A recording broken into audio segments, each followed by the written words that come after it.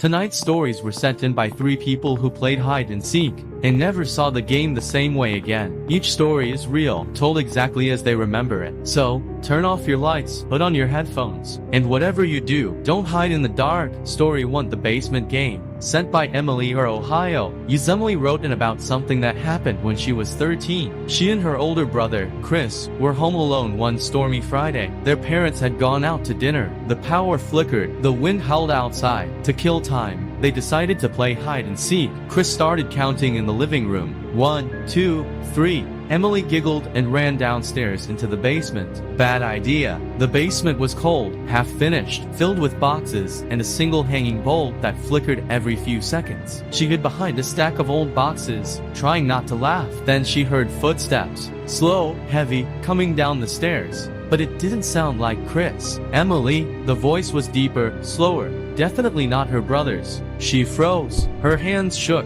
The light flickered again and she saw a shadow cross the wall. A tall man, broad shoulders, holding something that caught the light, maybe a flashlight or a knife. The bulb snapped and went out. Emily screamed and ran upstairs, slamming the basement door behind her. Chris was at the top, pale and shaking. He'd been in the kitchen the whole time. Police arrived minutes later. They found the basement window open and muddy footprints leading right to where Emily had been hiding. The prints stopped at the wall and vanished. Emily says she still lives in that house, and every stormy night, she hears someone down there counting.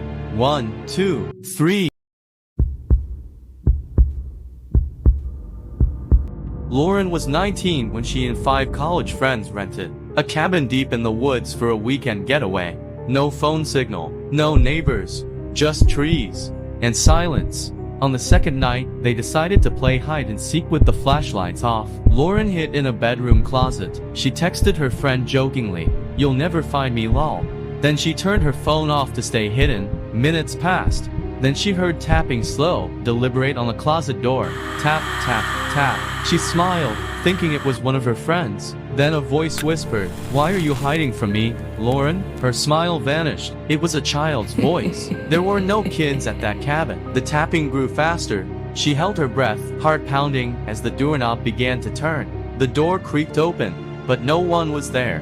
Just darkness and breathing. Right next to her ear, she bolted out, screaming. Her friends came running in from outside. They'd been by the campfire the entire time.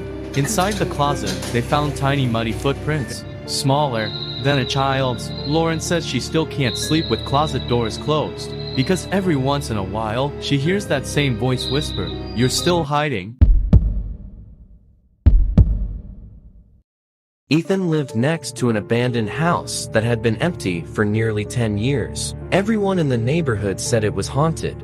He never believed it, until one summer night, his friends dared him to sneak in and play hide and seek. So he did. The front door creaked open with a gust of stale air. Inside, dust, rotted furniture, and stick figure drawings on the walls. They split up. Ethan hid behind a curtain upstairs, in what used to be a child's bedroom. Moonlight shone through a broken window. A few minutes later, he saw movement in the hallway, a figure, tall and motionless. Then, it dropped to the floor and crawled on all fours toward his room. He could hear its fingers scraping the wood. Then it stopped, right outside his curtain, whispered, "Found you." The curtain ripped open, but there was nothing there, just cold, dead air. Ethan ran out, screaming. His friends followed, terrified. When police checked the house later, they found handprints all over the walls and floor, but they were upside down. Ethan moved away that same year, but his mom told me something strange. Even in their new house, she still finds child-sized handprints on Ethan's bedroom window.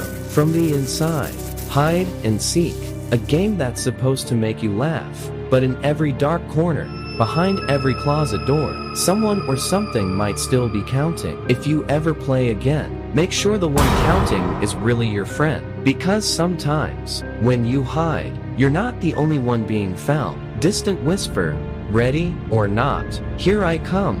These were 3 real hide and seek horror stories submitted by viewers just like you. If you've got one of your own, send it in. I'll be waiting.